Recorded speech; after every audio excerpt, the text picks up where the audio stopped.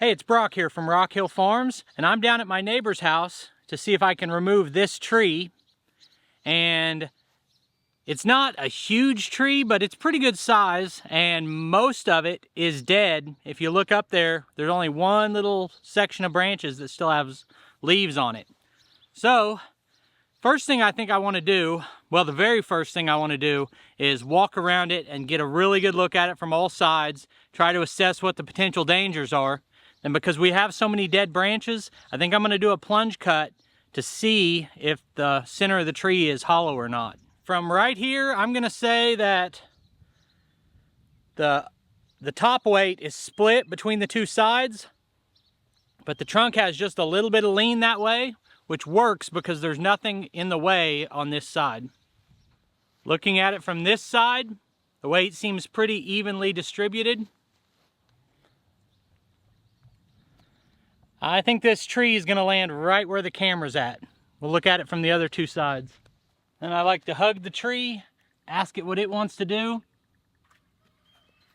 This is probably a bigger diameter than the bar I brought, which is okay. A real hazard here is limbs overhead.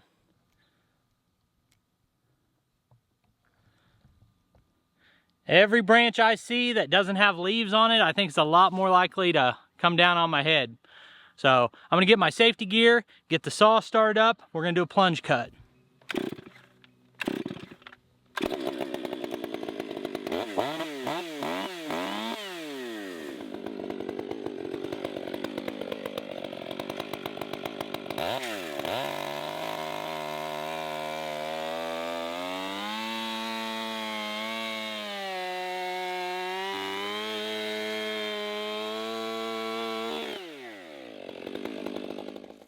So I cut through the front where I'm planning to make my face cut, with the thought being if there was any chance that this tree barber chairs, I'm making a break in that, same as like punching out the center of your notch.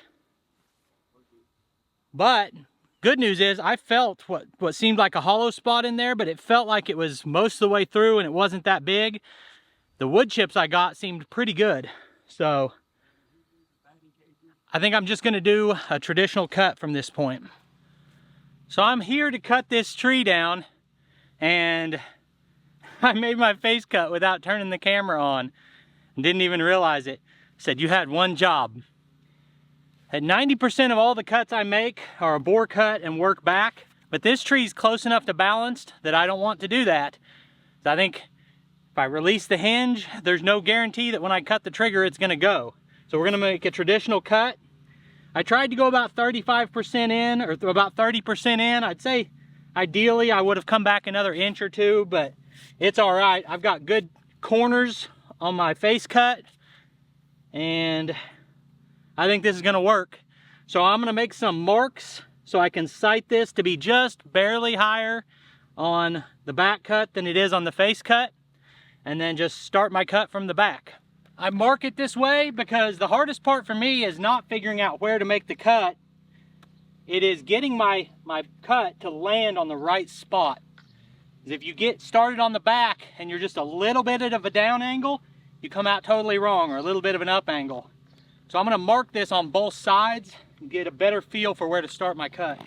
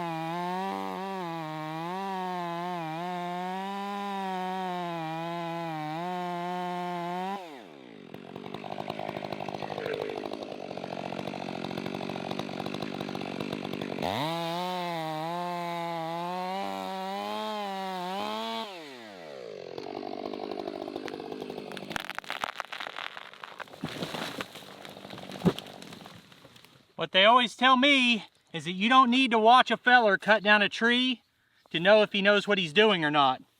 Which a little sneak peek is I'm a complete amateur. I take it seriously and I do the best I can.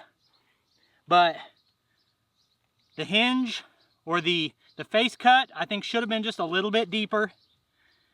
And I got my height here about an inch higher than here. I like it a little bit, I like the back of this to be a little bit higher, but it is flat and straight. And I came down to a hinge that was the same thickness on each side. And that's when I was on this side of the tree. Then I decided I was gonna make sure I was thin enough over here, and as I walked around to here, I could already see the tree starting to come up. But it was starting to come up, and this side, we still had like 4 inches of hinge, and this side was even more. And I thought, I don't want this thing to go over with that much hinge. So even though it was leaving the wedges, I came over here and sniped this a little bit thinner. Now I thought I would have to wedge this more. I thought the weight was more even. So my expectation was I was going to get this down to 2 inches on both sides and then really use the wedges. But overall, it's a pretty clean fall. Now, the homeowner is going to take care of most of the work on this tree, but I'm going to make a few more cuts because I've got the longer bar. I'm at least going to get the main part of the trunk chunked up.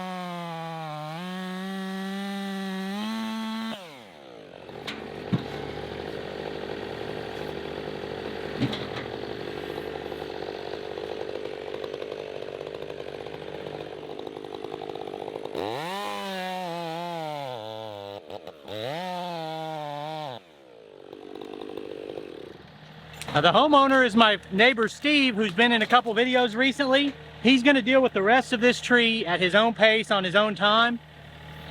And I'm going to take that log right there home and see if I can turn it into lumber. And probably need the skid loader to do that, but we'll worry about that another day. For now, I feel like this is down safely and he can just work on it at his own pace.